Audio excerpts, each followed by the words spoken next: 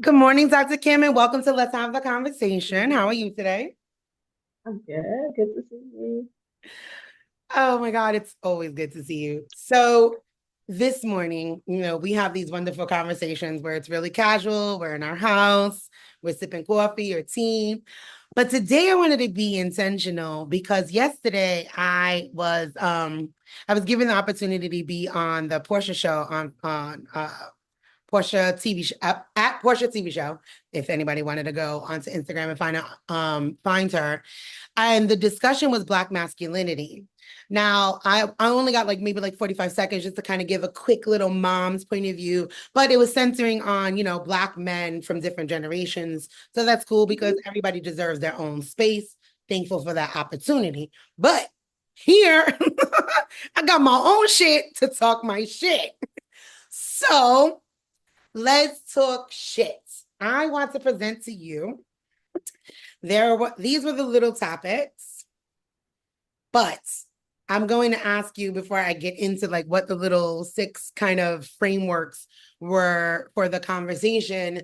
Could you possibly, as a mother of a Black son, as a wife to a Black man, as the daughter of a Black man, like all of these, these connections. I don't think that we could tell men how to be men per se, but we could definitely define certain aspects of it, right? What do you define? How do you define Black masculinity? Oh, I, Girl, that was my answer. Look at us, twins. Where have you been? uh, I think it's something that's constantly being negotiated. Mm. Um, and I think it is different for my husband than it is for my son. Let me ask you, do you So, think it's different for your husband and son generationally because of the generations, because of neurodivergence? Why do you think it's different between them? okay, so I think it's different generationally. Okay, Um, I really can't say that it's because of neurodivergence because we know a lot of neurodivergence is hereditary or inheritable. And so it may be that there are things in my husband that have not been diagnosed yet. fair. I don't, so I can't really speak to that either. But I will say this. But I also think it's being negotiated from person to person Okay. based on their relationship with the systems that govern our lives. So, my the person who would have been my father-in-law had he lived up to the point where I married my husband, he would be like 100 years old now because my husband comes from a family of seven, which most people my age, I'm in my mid 50s, he's in his mid 50s, don't have that many siblings. So he's at the tail end where he's the next to the youngest. The interesting thing about the person who would have been my father-in-law is that for his age, he would be what most people would consider a progressive. Okay. So he believed in keeping his children close to him. He believed in cooking and cleaning and keeping house a certain way. Now, those are the things I don't know about the dynamics of their marriage, and I don't want to speculate about that. Okay. But I also know that my brother-in-laws are people who show up for every game. They are very involved in their children's lives. I went to when my son was like 4, I went to Africa and by myself or as part of work, and I didn't have to leave notes behind. Like I'm Right. not writing a fucking note. I am not, So pause. I'm not writing a fucking note. I'm not writing a fucking note. That weird shit that went viral about like, I'm like, I'm separated from my husband now, but I would walk out the door. I'm talking about and pack my shit, just like you just said, and be like, I'll be back. And just I'm going. I, You are a whole I just need a pair of parent. drawers.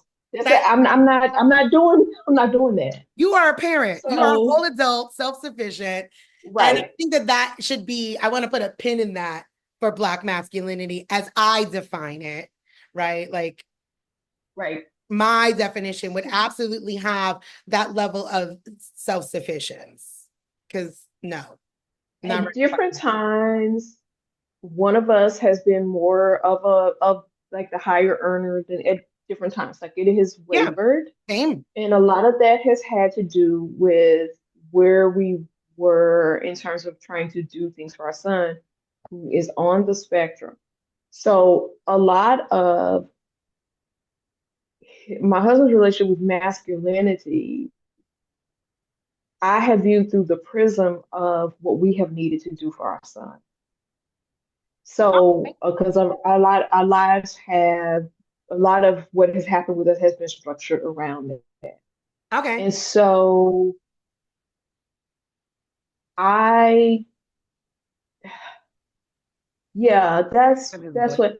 And so with my son, it's I don't know how much room he's got a person who models a type of masculinity for him.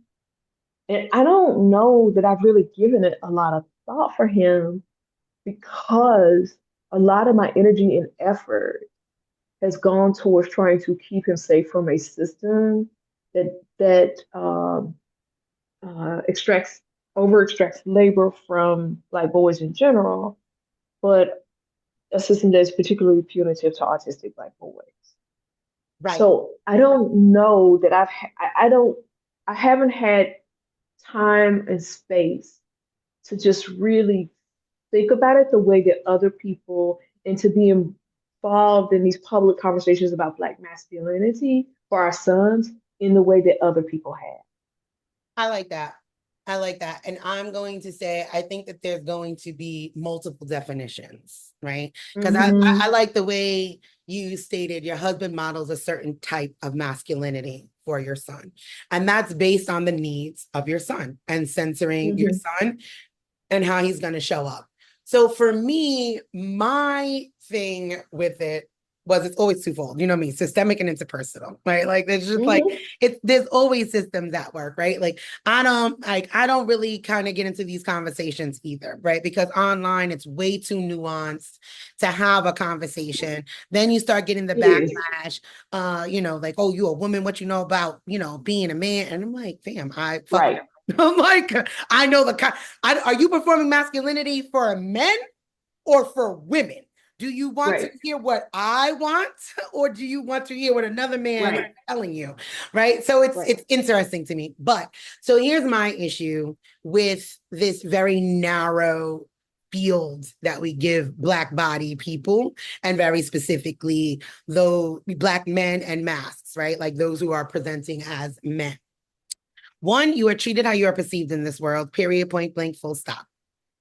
This is a supremacist situation. We have hierarchies. We have all of that. You're treated differently if you're fat. You're treated differently if you're not conventionally attractive. You're treated differently if you're unambiguously Black. You're treated differently if you are visibly disabled. You are treated differently if you are a man, woman, et cetera, et cetera, et cetera. All of those different things. Perception is reality and a supremacist delusion. That's one. Two, I don't enjoy these conversations because it is still within the constructs of the white gaze. Yes. It Yes, is it is. always in the construct Yes. of the white gaze. First of all, Right. we never had entry into the construct of what is a man and a woman. They defined what a man is. Remember, whiteness is a system that is non-consensual. They defined their cis, hetero, Christian patriarchy. They said, this is what a woman is. This is what a man is. These are the ascribed gender roles. We were never a part of that. We were property.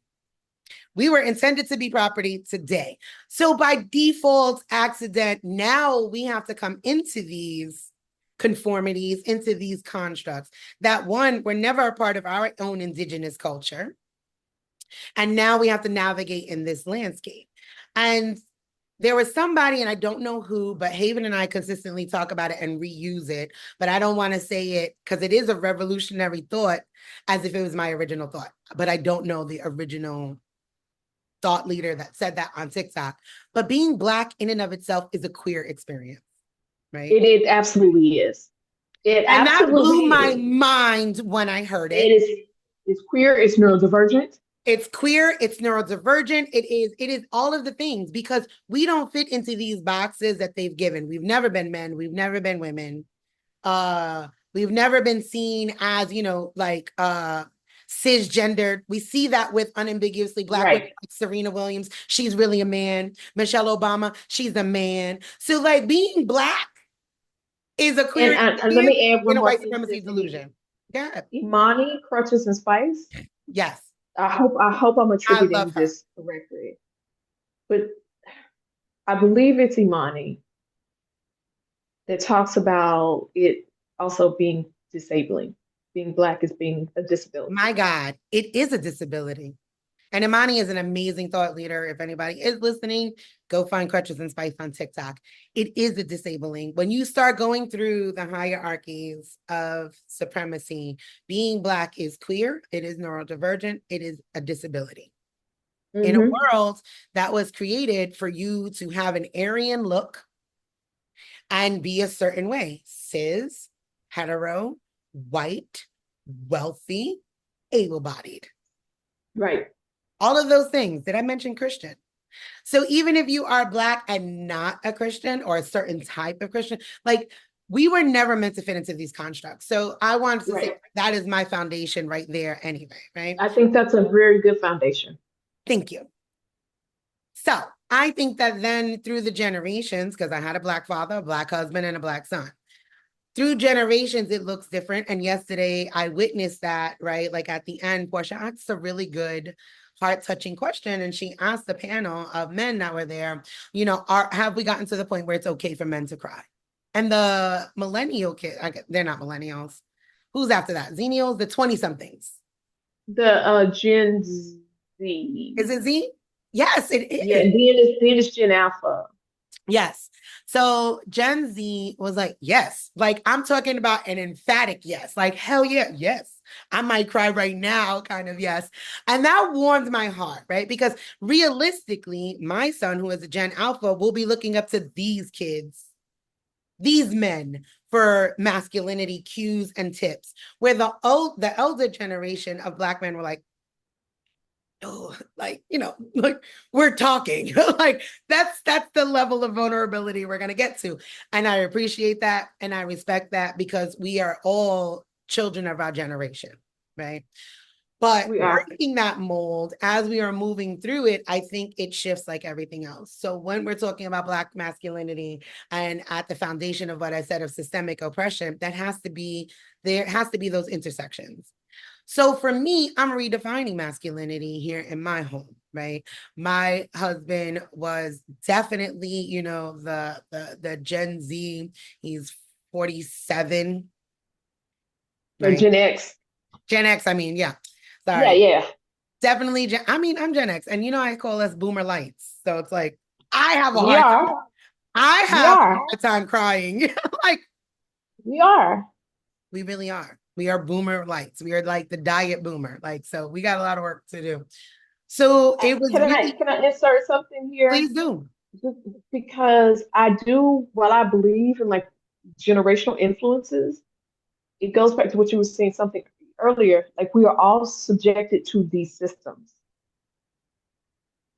There are Correct. different lenses depending on when you came up, but the boomer light shows up because these systems haven't changed much. Correct.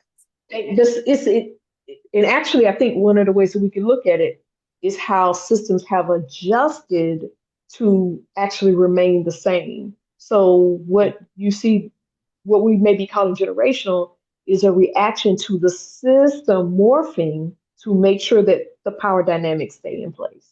I like that. I could see that too, right? Because it's not like they're breaking. People are changing, but again, it's Right. personal, The systemic. presentation is different, but please go ahead. Yeah, no. So like for me, when I talk to my son about masculinity, right? Because part of the interest of me being there was as being now a single mom, right? Like solo parenting a Black boy.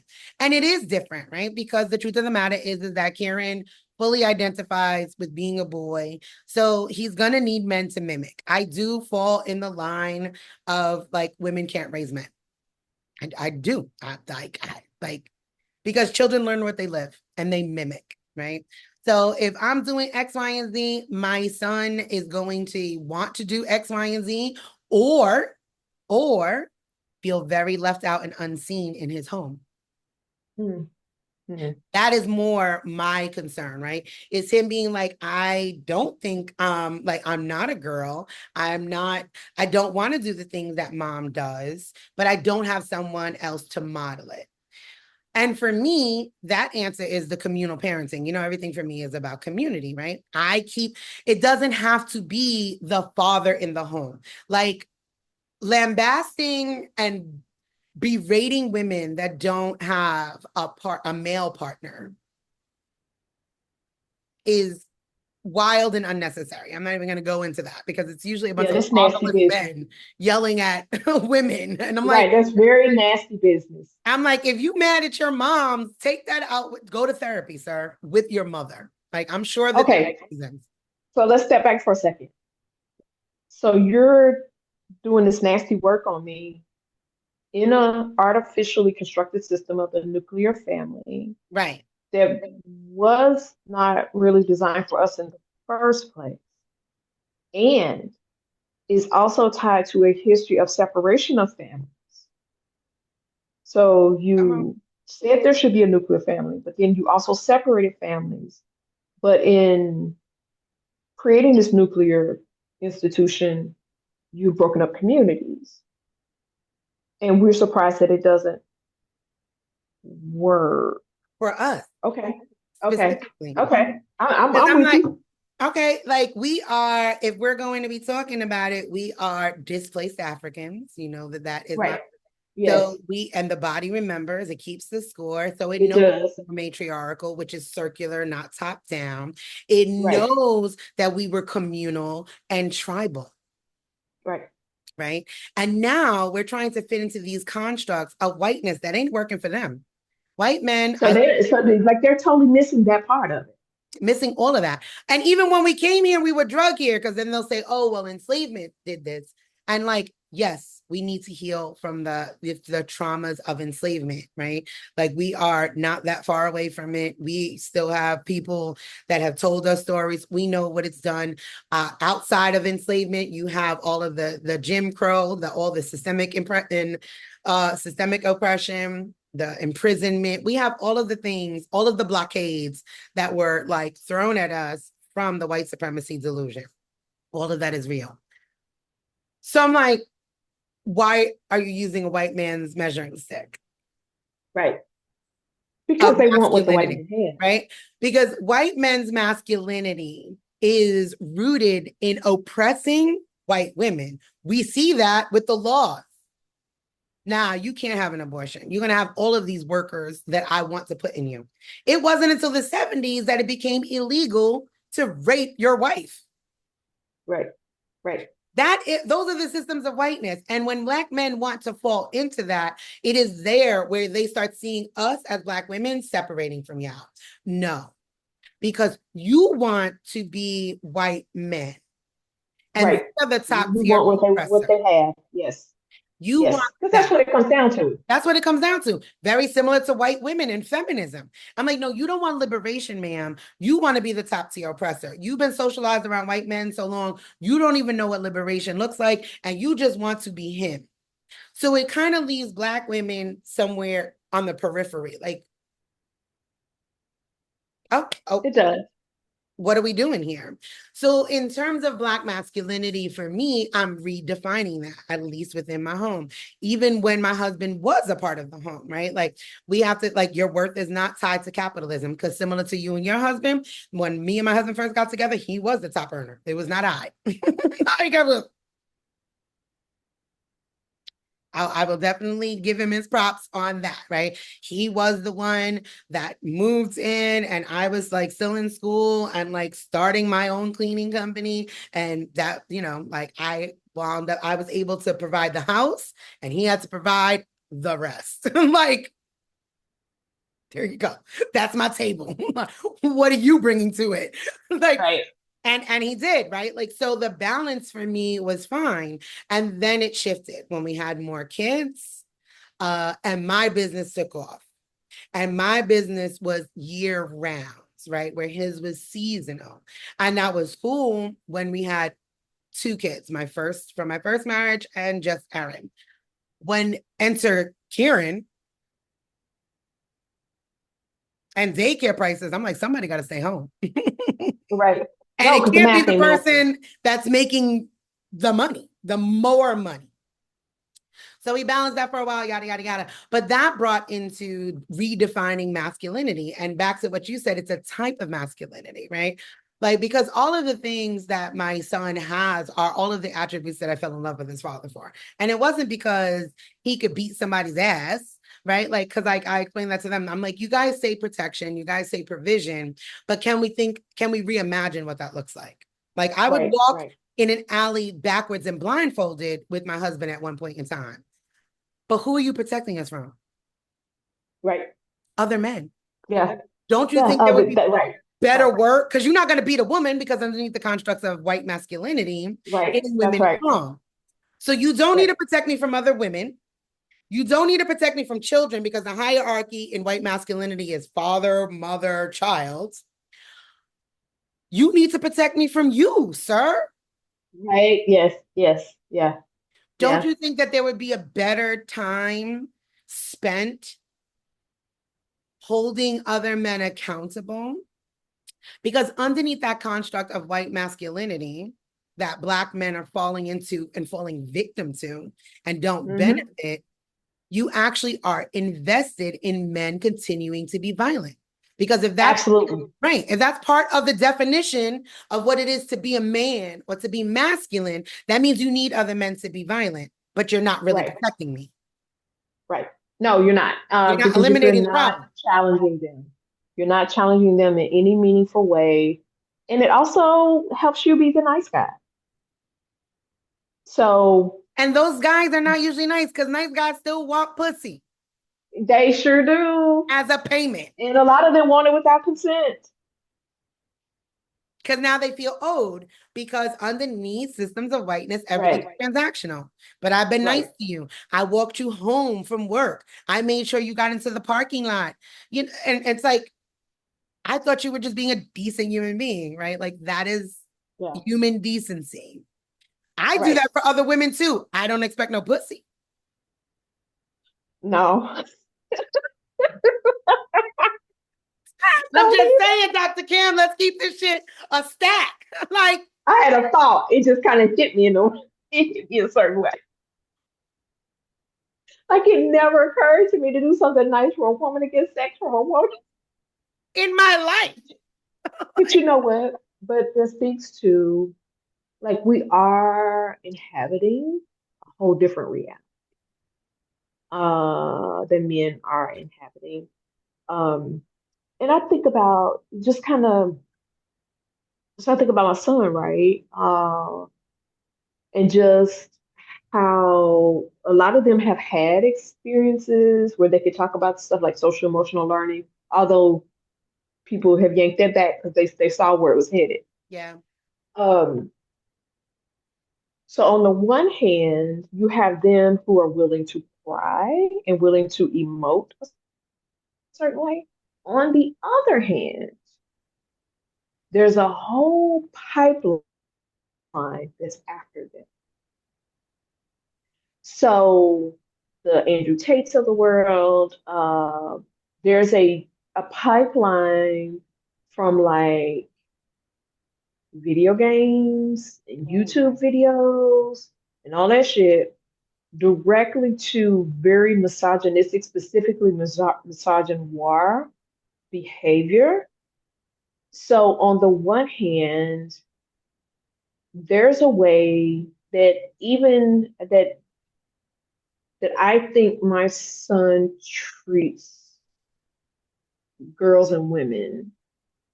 There's a way that I understand him to treat, but there's also him being very susceptible to that influence. Yes. Yes. And now my son is not as old as you, but I watch my son, right? And he's 8 and he's ADHD as well, right? And because of how we're perceived in this world, I realize how he's even more susceptible, right? Mm-hmm. Like his social cues don't exist, right? So even Mm-hmm. when we're talking about like Black masculinity, are we talking about the full breadth? For me, Black masculinity is giving Black men, Black boys, Black masks the full breadth of their humanity, right? I don't need them to perform capitalism for me. I don't need them to beat on their chest for me. I need them to show up holistically themselves. Who are you? Tell me who you are. Show me who you are. Now, there are things that I do still fully expect, chivalry, kindness, all of those Right. things. But for me, that's not gender exclusive, right? Like, but it is, Mm-hmm. I'm still the age that I am and generation that I'm from. If you are a man or mask presenting, I will fully go into damsel in distress. Okay. You could be butch.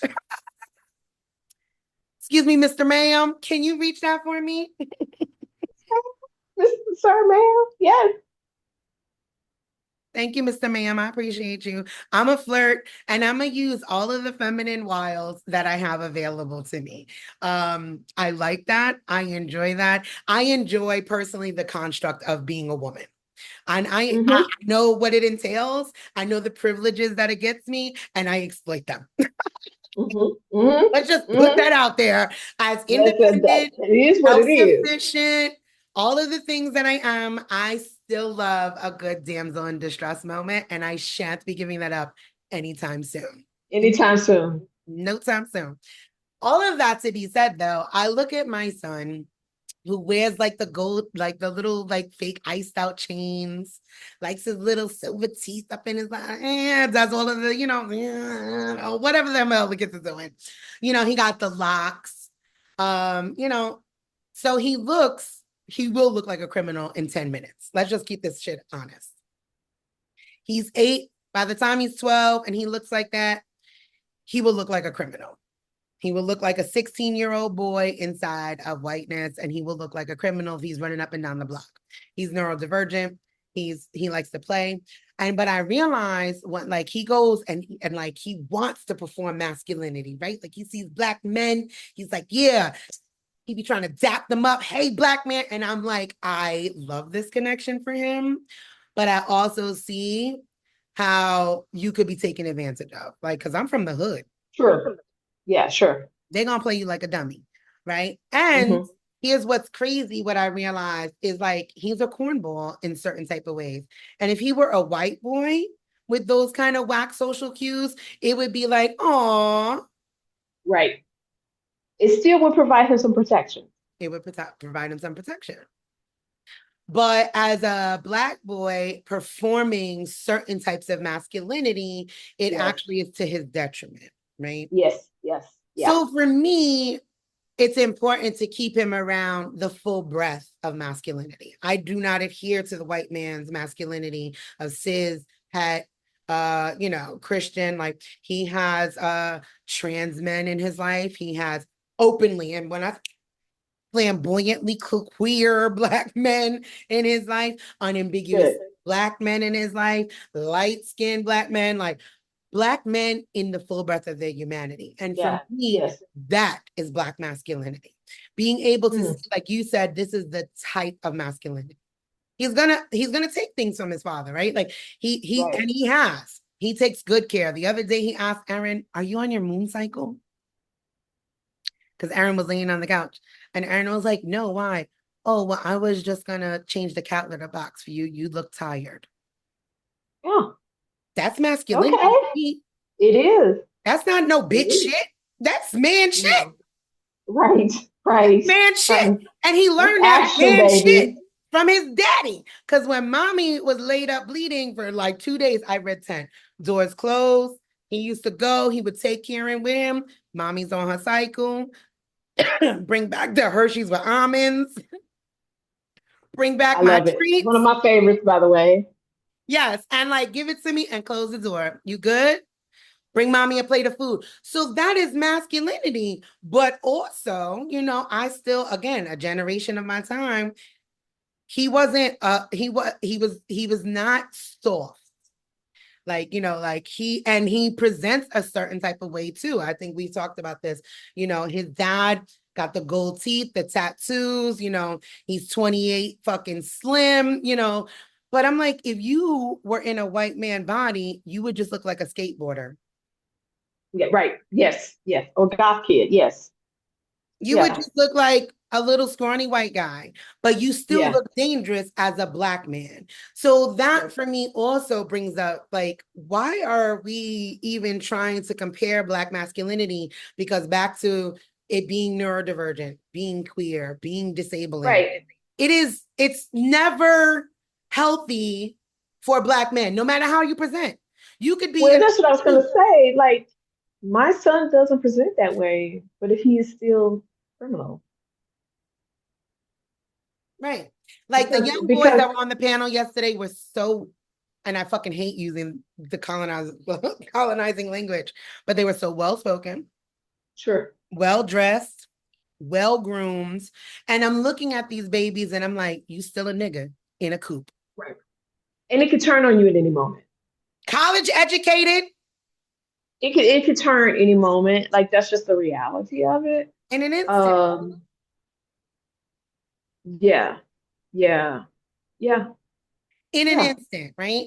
Because part of that conversation too was a quick question about the talk. And I wish I was able to talk more. But again, I understand sometimes some conversations are centering women, centering men, centering boys, centering trans people, and everybody don't need to take up space in those conversations. But it just made me spark. And I'm like, when and if I have the talk with Karen, and I mean, like, we have these talks all the time about government sanctioned murders, the police violence, and all of that. Die on your feet, young man. They made a decision about you well before there was never back to it's a disabling. You're black. Right, You got stopped and you were black. He made a decision on what he was going to do with you anyway. right. So, in our situation, so my son's profile autism also includes what they call PDA or persistent drive for autonomy, where like there's a demand sensitivity or demand avoidance. Yes. And so one of the balance beams that I have to walk on is being able to have these types of conversations without them sounding like them. Because I need for them to be received and I need for them to be heard and to be received. And if I come in hot a certain way or come in with too many directives, then it's just like, it just like Shut down. short circuit. It just shut down. And so, on the one hand, these are conversations that need to be had. On the other hand, there's a certain type of mental gymnastics that I have to do, his father has to do in order to make sure the message is transmitted. So, like when people talk about having the talk, and this is when you sit there reminded me of this, it's it's not the same in our household, and I would No. imagine this is also the case for a lot of households where the son is autistic, and this particular profile of autism. But it isn't just like sitting when, and then there's no just about it, but it isn't sitting down and trying to explain like how things work. And there's a certain finesse that has to come along with it, because there's a type of anxiety involved in it. And so, one of the things that is required of me and required of my husband is that we absolutely, in these conversations, cannot come into these conversations with a lot of anxiety. Mm. And that's We so have to be hard. grounded, and it's hard. We have to It's be grounded in so ourselves. difficult. Yes, yeah. So we gotta settle our own shit down because otherwise it just comes out like a hot vomit. and the fear and anxiety and the nervousness. And there have been many times where I got it really wrong. But the point is, I want to be heard and I want it to be received. And so I have to settle down. My husband has to settle down in order to put some information out there that can at least be received by our son. Because if we put it out there, as you need to do this and you need to do this and don't do this and don't do that, cut No, off. it's not gonna work. Similar to you guys, those are my concerns with Karen, right? And Sure. he has ODD and he rages, Uh-huh. right? Uh-huh. And usually more when he's emotional, right? Like, or like Mm-hmm. nervous or something like, oh, I'm like, and I don't want to raise him underneath the fear of state sanctioned violence, right? Like, you can't do that because the cops are going to kill you. Like, because the truth of the matter is, it's back to it being disabling, being queer. They got black. Like, there, we do not get the benefit of any other marginalization in a white supremacy delusion. You are black Right. first, right? Right. So this, and for me, it falls right back into the masculinity thing. Like, you are not just, you're black. Now you happen to be a man, sir. You do not have the entrance into them consider, well, I'm a man. Like, you a nigga. Like, you're black, sir. Mm-hmm. Mm-hmm. And that's it, right? There is no other space for that. So removing the white gaze for me is how we start redefining and reimagining what masculinity, what femininity, what family structures, what conversations, what accommodations, what are we going to do in our own spaces? Because we Right. can't keep having these conversations with the white gaze right here, right here. We trying to No, have it a does conversation. They right there like this. absolutely right.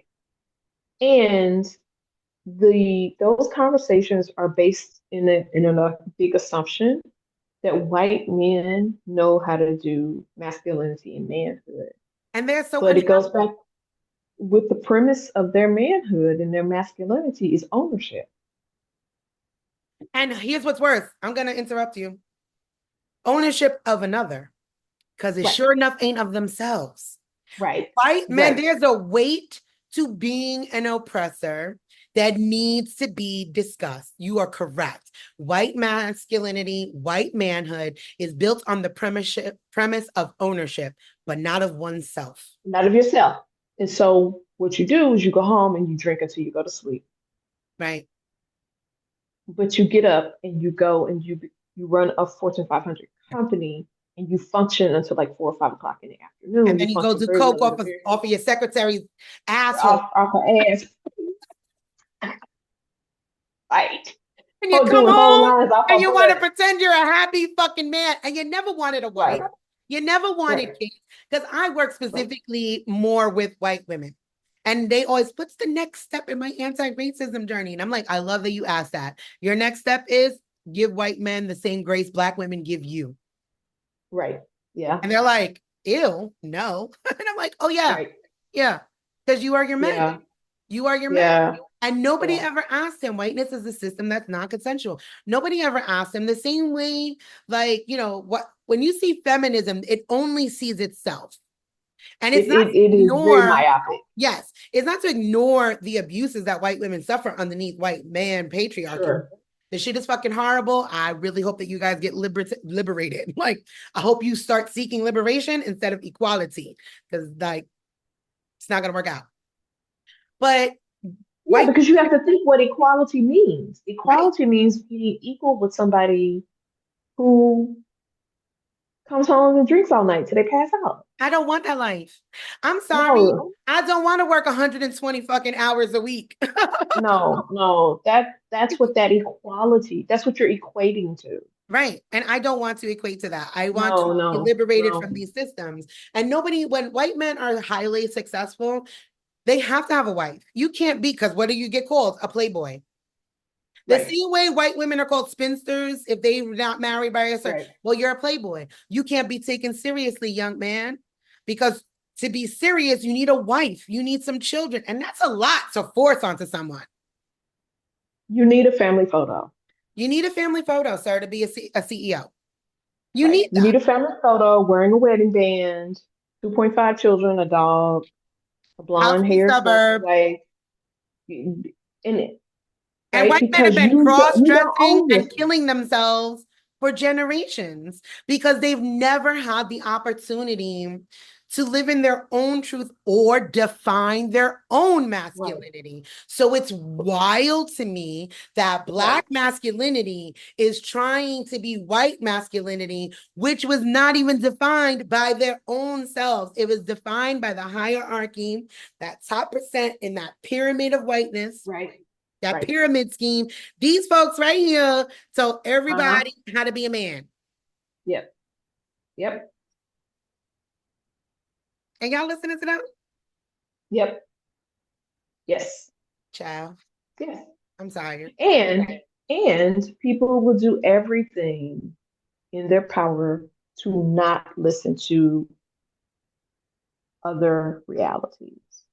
Mm. And this is how we end up with Black women being shit on so much because we are available.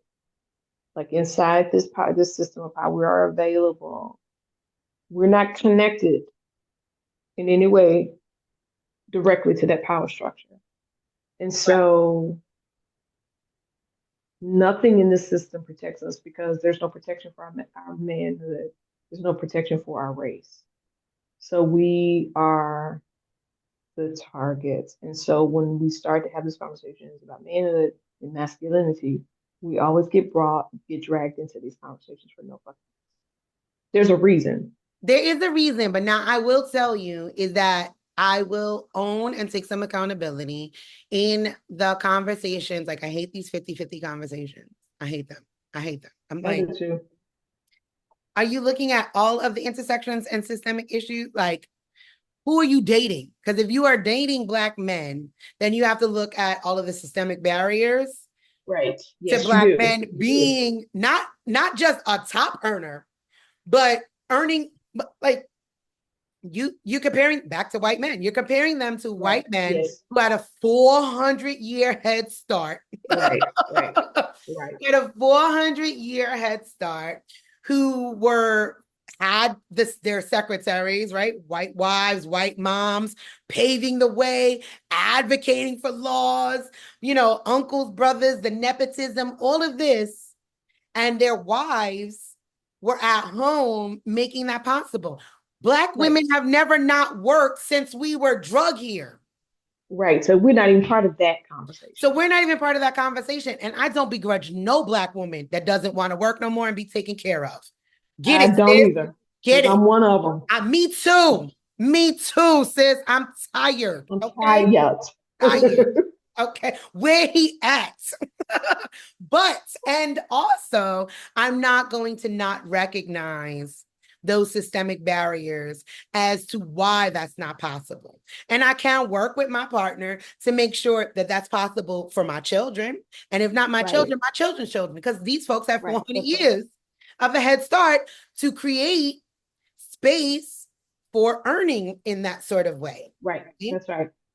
But anywho, all of that, yada, yada, yada, I will take and own accountability in regard to, we too, as Black women, have been socialized in this system so long. We are adopting a lot of white feminist ways.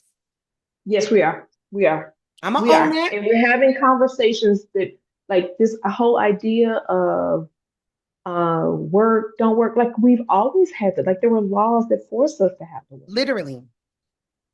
So what are you even like? What are you even talking? Can you have it all? What are you asking me? What is all? And who's What defining are you all? talking about? Like, What these is are all? there because this is one thing I do not like about social media, or just in general, but social media is part of a bigger system. Right. Is a lot of times when people are online talking about white people, they won't say that they're talking about. They talk like they're talking to everybody, and they're not talking to everybody. Now, you couldn't be. No, but the thing is, because they don't specify that, right? Because white people see themselves as the normal. And so what they do is they get to lump everybody in. It gives them the number, but you're not talking to everybody. You You're are not. talking about a dynamic, like this whole idea of when you work, don't work. That really is a white. It's not that some Black women don't, And I'm have, gonna do you one better. Let's go deeper. I come from poor whites. They mm-hmm. never not worked either. Right. Right, right, So that is a construct, again, back to those hierarchies of whiteness, right? This is why the liberal becomes a problem. We talked about that before. Because you've moved up enough, right? So maybe you don't work and your husband makes enough, or you walk dogs and your husband has like a CEO job or some type of tech job, et cetera, et cetera. So you've been able to come into that. So you start believing that bootstrapping. And the truth of the matter is poor people across the spectrum of humanity have never stopped working for generations in right, order for you to live this bullshit lie. right. No, because they're not supposed to. Like that has to happen. That's We just the need way that. this thing We works. need the underclass for you to have that kind of a soft life. Because I mean, you could work and have a soft life. You could be married and have a soft life. You could have children and have a soft life. I feel like I have a very soft life. It's 10:30 in the morning. I'm sipping coffee, smoking cigarettes, talking to my friends. That's fucking soft as hell. Like Oh, so like laboring, being in a labor intensive space. No, I don't think that anybody, but realistically, you have to exploit others for this so-called, glamorous sort of life, right? That I'm going on, I'm not working ever again, sort of thing. And I'm like, that's not even how money works. Do you even right, have enough wealth, not riches, but wealth? Maybe you don't work. What are your kids gonna have to? Are they gonna start right, at ground zero because right. you Because this refuse is to work? generational. Right. Right, Because you refuse to work, are your kids going to have to now get it out the mud? right. Because you cannot look at over a single lifetime. That's not how it works. So going back to like the whole thing about masculinity, I think uh,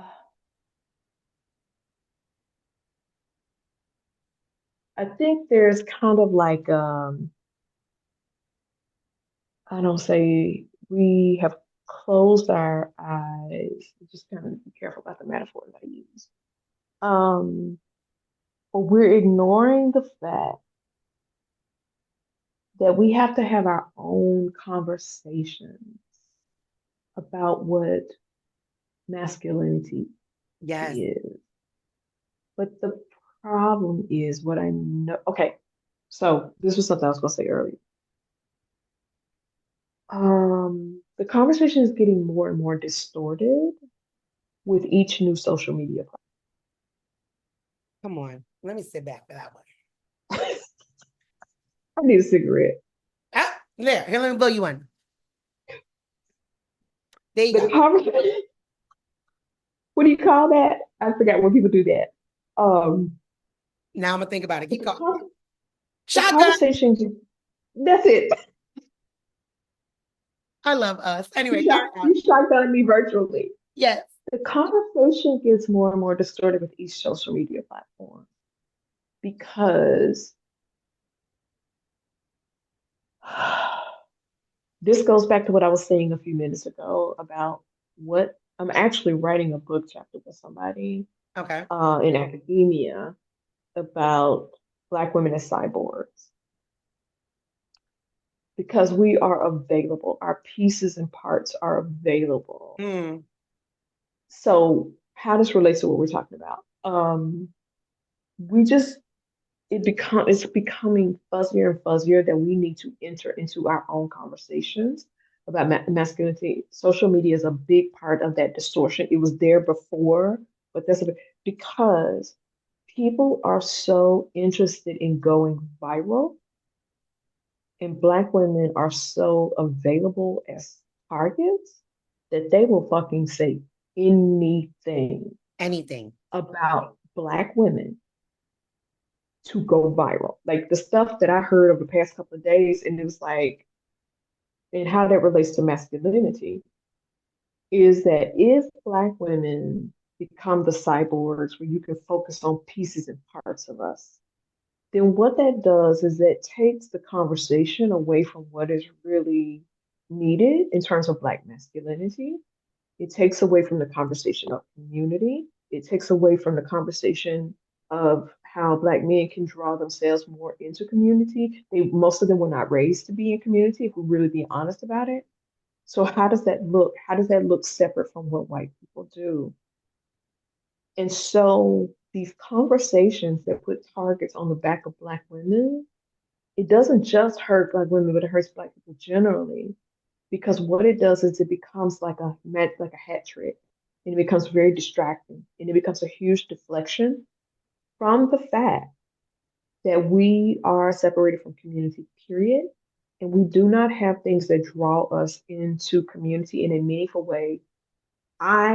Most community, so-called communities that I've been in with Black men were places that were unbearable to me because at some point the hierarchy revolved around a Black man or a group of Black people.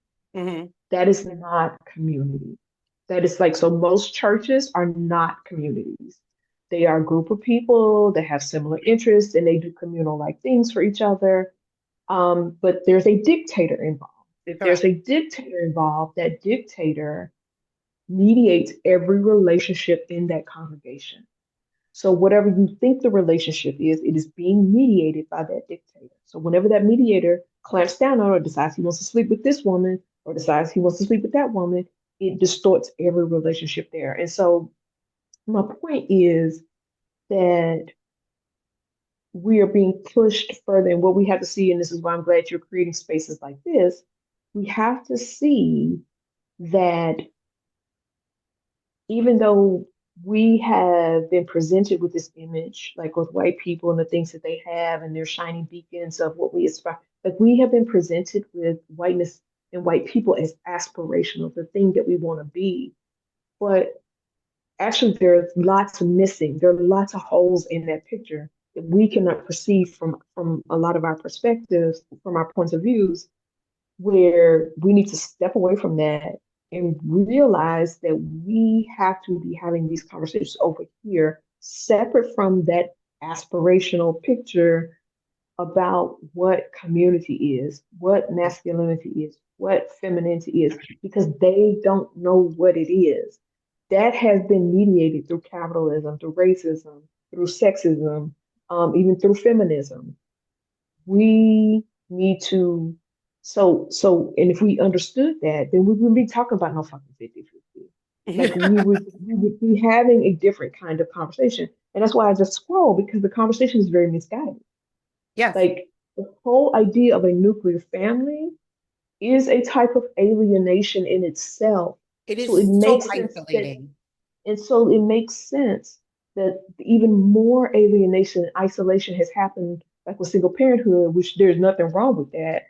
But the evolution of this structure actually makes a lot of sense to me because you create these nuclear families where the man is presumed to be the lord of the manor, the king of the over the fiefdom or whatever you call it, or the earl or whatever. He's presumed to be that thing, but then also he got a job and you don't give him any power in society. Like, so it actually makes sense that he doesn't know where he fits because the nuclear family itself alienated him a long time ago. Correct. And that's like, this is the perfect place to like circular and wrap it up and contain it until next time, because I think that these are ongoing Sure. conversations and can evolve.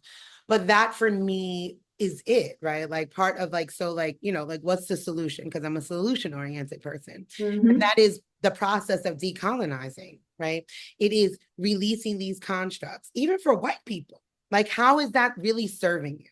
Do you really feel seen, served, heard in a system? You couldn't possibly, because I'm watching the system. And I remind white people that if Black and brown people left this land, if we said, you know what, reparations looks like a flight and some land to Africa. Send all of the displaced Africans back, right? Deport all of your illegal aliens that you call people, let loose of the immigrants, and hell, like give the indigenous of Turtle Island 2 states. I don't know, whatever kind of thing. Would anything change? Not a damn thing would change if this was a complete white only country. If this was a complete Christian nationalist, which is what it wants to be, a Christian nationalist white country, nothing would change. These laws, these constructs were in place for them. Right. And us trying to join that construct and then navigate within a system that we weren't supposed to be in is what is causing that level of distortion, right? Because we need to withdraw from that, dismantle it, create parallel systems, right? Like, where are our schools? Where are our liberation schools? Where are our freedom schools? You don't want that history to pull the kids out. Let's start something else. You don't need to be a part of that system. There are enough Black educators and things to start a lot of our own things, even if it's small. Again, like we can't start a race 400 years behind, and not even for, let's be for real, 65 years. It's only been 65 years since the last legal barrier since being Black has been illegal. 65 years. And it can still be contested. And it can still be contested. It's still voted on. But 65 years. We've had basically, that's one generation, right? Or would that be considered two? I don't know how they do generations. So, and why are we having these conversations and not separating from it? To redefine and become tribal again. Right? Because here's what it is that what I'm also noticing with these conversations is it's static because whiteness as a system creates a monoculture. Right? I don't begrudge hoteps. I just don't want to be one. Find you a hotep chick. I begrudge them. That's fine. But you understand what I'm saying? The thing is trying to consistently force someone into your construct. Like we could be tribal, women. You do you. Go hotep over there. You could find you a hotep woman. You could find you this type of woman. You don't want you want a 50-50 woman. There are plenty of women that will go 50-50 with you. Find her. But that's the thing. They don't think that way. They don't think that way. They want somebody who's going to resist that they can cage. But that is white man masculinity. It is. It absolutely so. I'm thinking about Aaron's place, right? And so you're homeschooling. And I'm thinking about newer parents. I think, so I was just thinking like where the openings are. I think there are openings through what you are building, what other people are building, like in terms of homeschool co-ops, what newer parents are doing. I think it's important for people who are starting new systems, microsystems, new families, to understand that we need to be engaged in a different kind of conversation.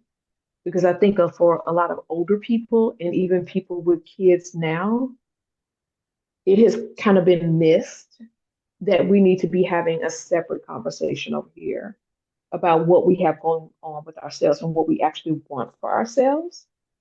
But I do think that there are opportunities as we're building these new systems. I think so. And I think we need to really start doing the work of decolonization. Like that's, I mean, for me, that's it. As we like wrap this convo up and come back to more next week, is we need to do that. Like, because the further and further, it's like going deeper and deeper in the forest, right? And it's like, we're gonna get lost. Like, stop right where you are.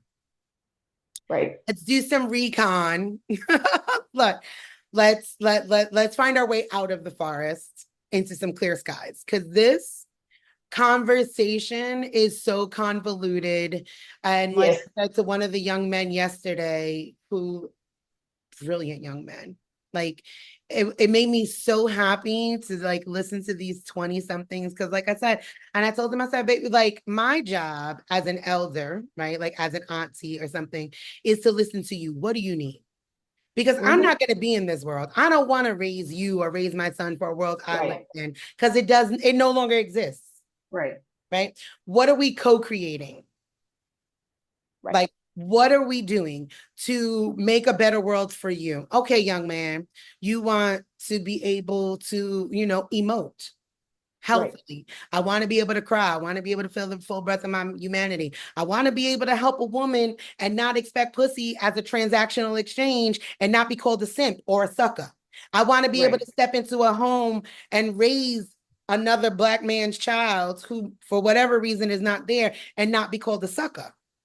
Okay, baby, I hear you.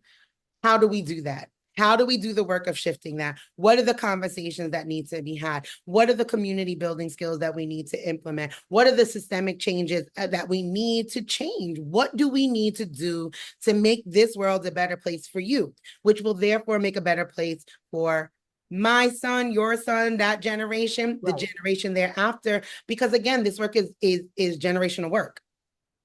We can't be so self-centered and self-absorbed that is just for us. Right.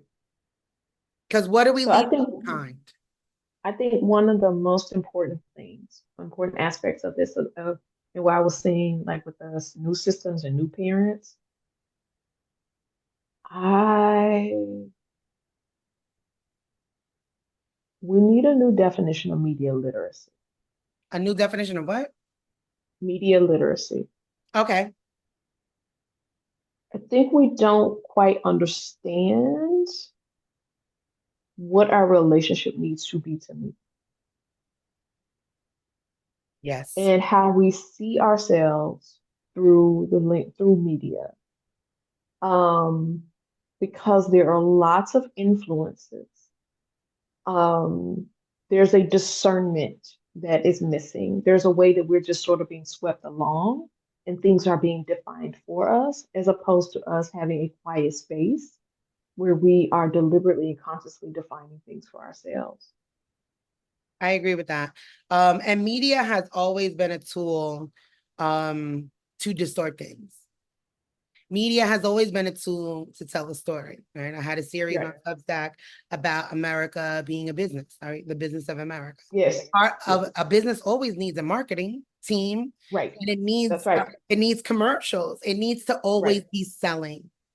Right. So when we're thinking of masculinity and femininity, in within the context of Black bodies, what are they selling us? Right.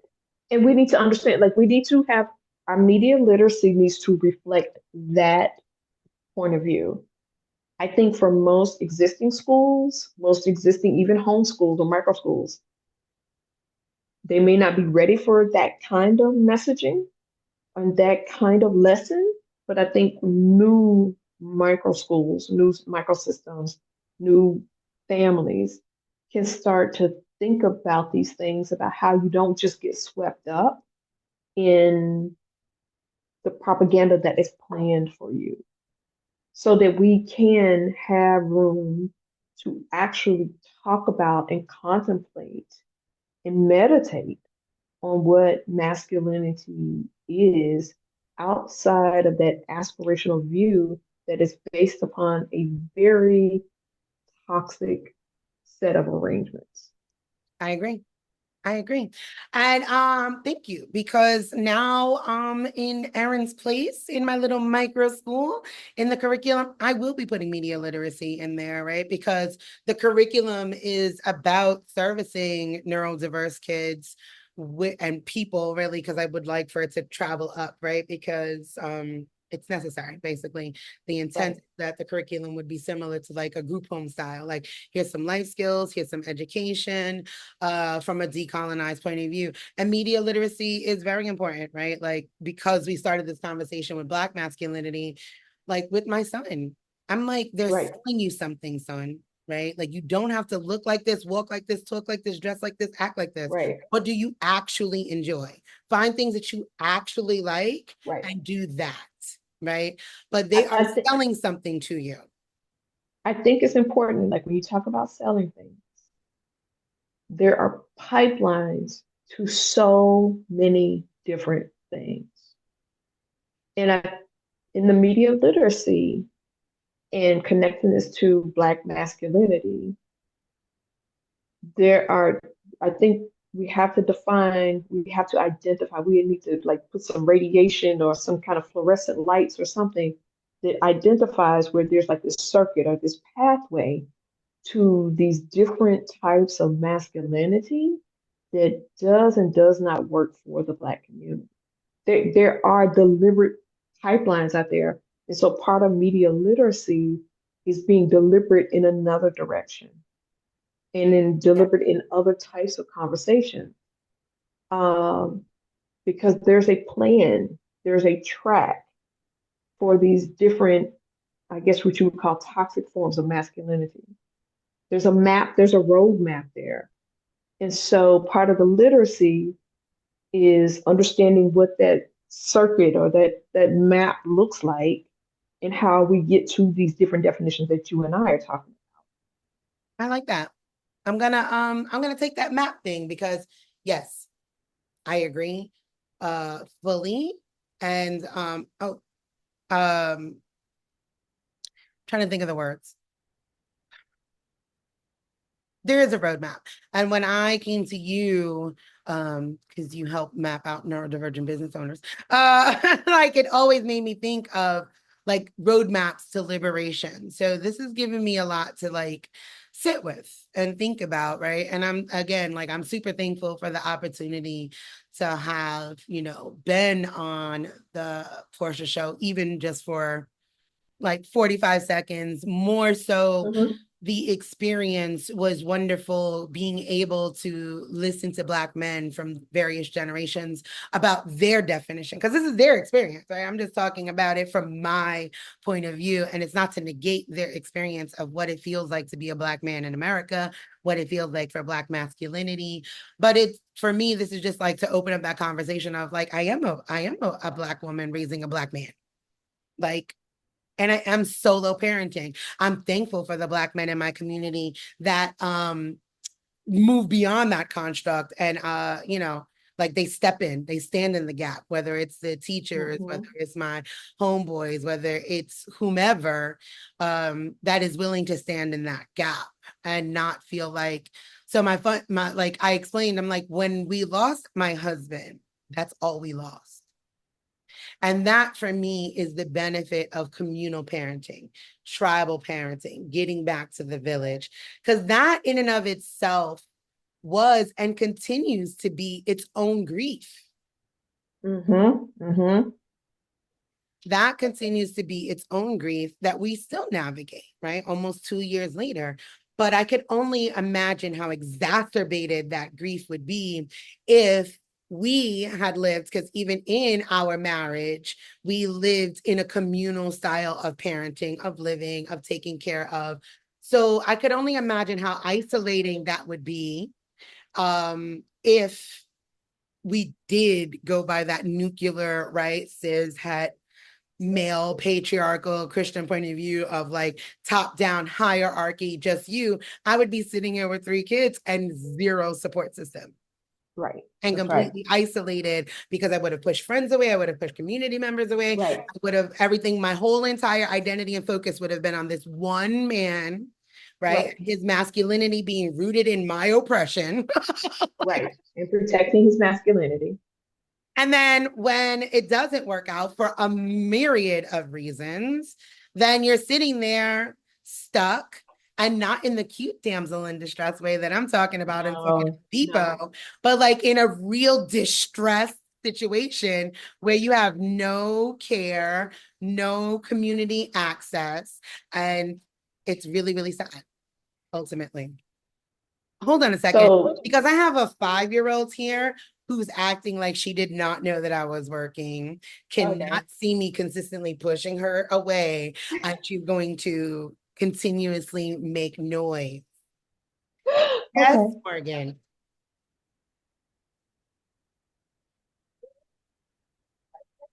You wanted to go play outside? Yes or no? Did you want to go play outside? You can go play outside. You didn't need to come over here screaming. Or do you want to sit here now and calm down?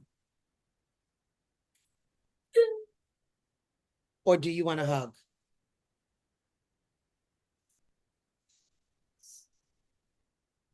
Come here. Shh. I'm still recording. And now people are going to be Hey, on the podcast and hear you crying. hello. Okay. You say hi to Dr. Kim? Hi. May I wipe your face? Yeah. Okay. You could just let those tears sit there. So, anywho. So I want to go back to last week. This is what I was talking about with the paradigm shift in Aaron's place. And this is big work. To give people room for contemplation and to think about and to in a space to redefine things. So it's not only social type interpersonal work, but it's also spiritual work as well. It is. It really is. It really, really is. Because when you're talking about redefining and reimagining, there is a healing in the soul, right? It is talking about moving through the grief, but because this is grief. And I watched it in my own home without telling anybody else's story. But I watched him navigate what it was to show up in a home as a father, as a partner, as a husband, and redefining that. And it was some of the most difficult work, right? Releasing gender constructs and still finding your value. Yes. Not being the quote unquote provider, right? Yes. And watching how when those systems were weighing on him, watching how he felt he needed to escape, or watching how you needed to shrink a little, right? And then being able to confront it. What I will say is that I was thankful that he was able or willing, put it that way, he was willing to listen and reimagine. That's not how this works. And it's crazy that you would think that it does. It really makes no sense when you sit down and think about it. And we had a good run for the time that it was, but I recognize firsthand, like I said, this is not about me telling men how to be men. It is me as a woman who is in relationships with men, romantically, platonically, communally, etc. Listen to us on what if you are desiring to be in relationship and community with Black women, we should be a part of that conversation on what Black masculinity looks like. Otherwise, you are literally performing masculinity for other men. Right. And that I don't understand how that's the goal. If you're trying to be in relationship with women, right? Right. If you actually want to be. Right. Because I have lots of evidence to suggest that they don't really like one. A lot of them don't really like I promise you, it's like we needed, that's a whole other, you know what? We're not doing that. Yeah, that's yeah. As I consistently say that, I'm like, you like sex with women, you don't like women, which goes right back to the whole, even nice guys want pussy. Because sir, you held my door, be easy. I'm like, you put groceries in my truck and now you get maybe not.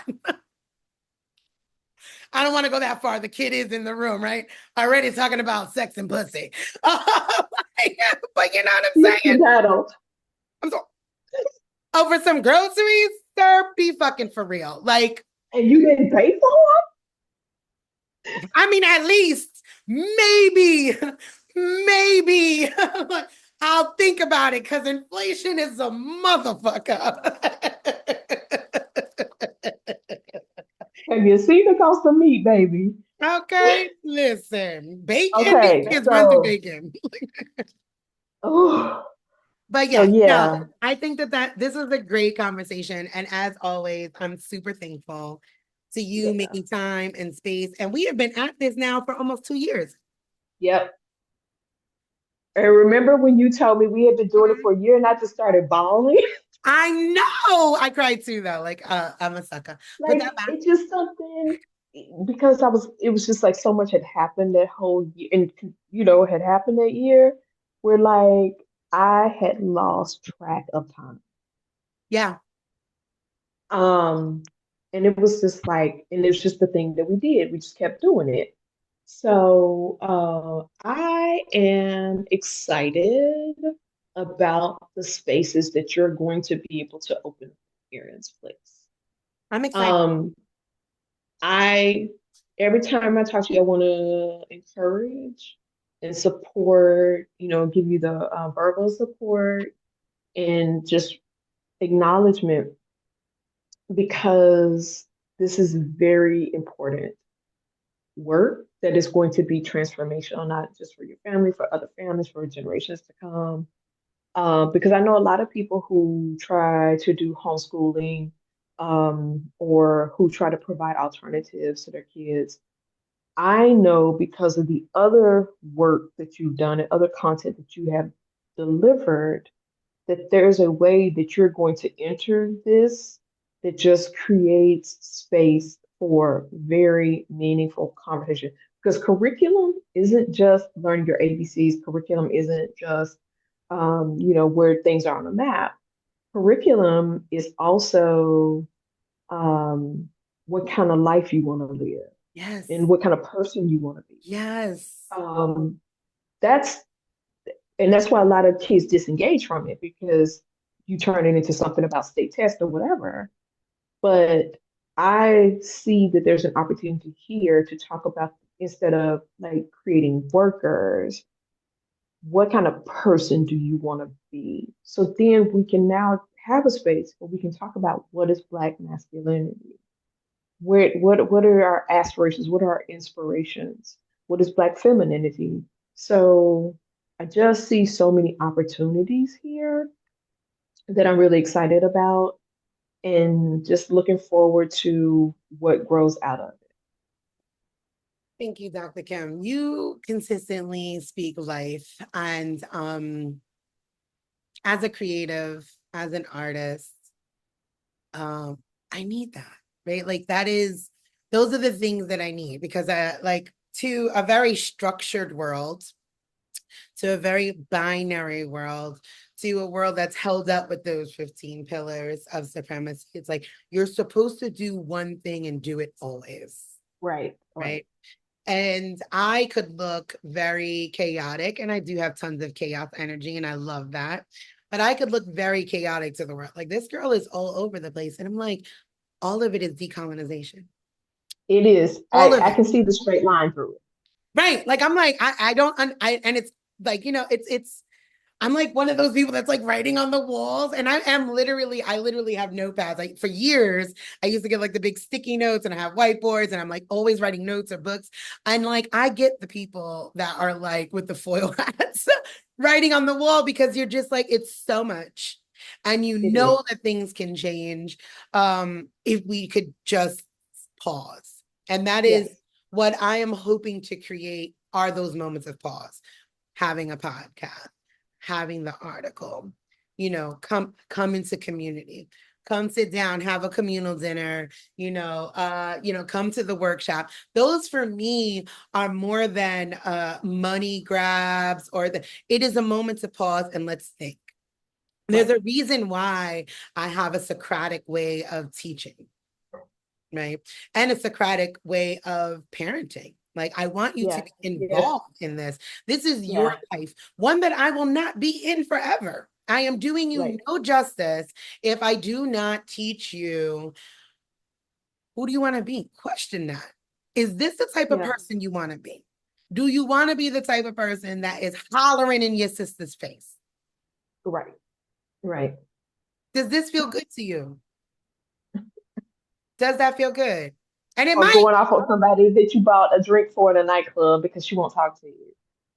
Right. Like, who are you really trying to show up in the world, right? Yeah. And Yeah. how do Yeah. I raise such liberated, sovereign children that they are so deeply grounded and rooted in who they are outside of the constructs of whiteness and this white supremacy delusion, that they will release all of that they are Yeah. not going to seek the approval of, right? Like that is my ultimate goal for my kids, other kids, and homes and families and communities. Like this is serving nobody. This is Right. literally, we're watching it fall apart. And I am watching people really trying to hold this shit together for dear life. Like, Lord have mercy. And I'm like, let it go. They are trying yeah. I'm Yeah. like, let it Yeah. go. Let it go. It's not serving nobody. All right. I'm going to wrap this up because Morgan here, my favorite shady baby, has been ultimately, come on, has been super patient. We are on fall break. Yes. Thank you, And I Morgan. have been Thank you. on, and she's waited all she can wait, huh? Yeah. Yeah. It's time. It's time. Yeah. We've worked it out enough. We worked it out enough. Say bye, everybody. Bye, everybody. Take Goodbye. care. Talk to you next week. Bye. All right, bye, Dr. Kim.